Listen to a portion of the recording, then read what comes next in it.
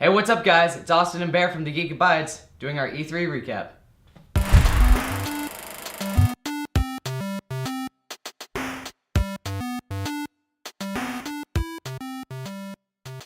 So E3 just happened this week, and Bair wanted to talk about the VR things that just happened. Absolutely. We got VR coming out for Fallout. We got VR coming out for Batman, which actually has me the most excited of everything. Batman is going to be by far the best. Not to mention we also have Final Fantasy, which we waited a long time for that one to come out. So keep an eye out for those. Over 30 years for that one. Yeah, right. The game I'm really excited about is called We the Happy Few. It reminds me of BioShock. The art style is really similar. So what do you think of God of War?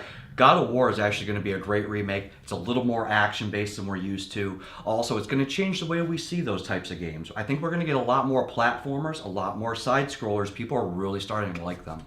God of War looks like a badass Last of Us, quite honestly. The next game is South Park: The Fractured Butthole. And oh god, I'm excited for this game. I beat Stick of Truth 3 times. South Park's one of my favorite television shows. I'm just super excited. They're making fun of the Avengers. Why did we become superheroes? We dedicate our lives to fighting crime for one reason: to make $1 billion on a superhero franchise. Legend of Zelda. It looks like a new Final Fantasy, just more cartoony and more Nintendo-y. It's just this open world that we've never seen before. Bear, who do you think stole the show? Well, in my opinion here, we're looking at Bethesda, how great they are. We're also looking at Ubisoft. I mean, they're coming out with some great titles. Oh, yeah. But quite honestly, for me, Sony stole the show in this one. With God of War, Sony also released Crash Bandicoot on a re-release, The Last Guardian, and Call of Duty all in the same E3 show. So that's pretty ambitious of Sony to try to make that happen. Who I think stole the show is Bethesda. I'm a big Bethesda fan. They showed off Fallout 4 DLC, Quake, and Dishonored 2 in like an hour and 40 minutes of Dishonored 2. I'm a really big fan of Dishonored, so seeing 40 minutes of that is really exciting. It's going to be a really solid game. I remember playing the first one. I mean, there's all sorts of things you could do multiple ways, and they're only going to expand on that in this one. You're able to play as both the main characters, female and male, which I'm really excited Absolutely. about. That's new.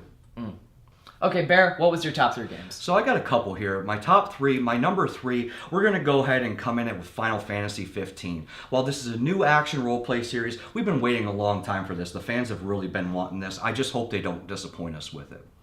Number 2, we're going to go ahead and look at Mass Effect Andromeda. I mean, once again, we've been waiting 3 or 4 years for a new one. We had the female Shep in the last version, which was really cool. The storyline continues, but it's going to be in a new universe, new format for us. And then the first one we're going to look at, my number 1, my ultimate number 1, the one that I love the most. You know where I'm going with this. Oh, yeah.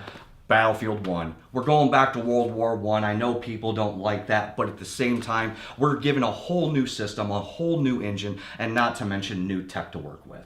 Number 3 for my top 3, Dead Rising 4. I'm so hyped for this game because they're bringing back Frank West, back from number 1 and 2 because he had a little DLC there. Sure. Big fan of Dead Rising. And it's more cartoony as ever. They know what the fans want and they're giving it to them. My number 2, Dishonored 2. Big fan of Dishonored. I thought it was going to be boring when I played Dishonored 1 for the first time. I fell in love with this game.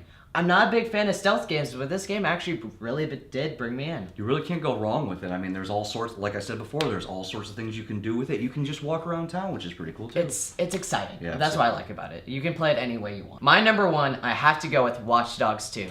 This game, ever since the trailer, like 2 weeks ago, I've been hype. The song and the trailer I've had on my phone replaying.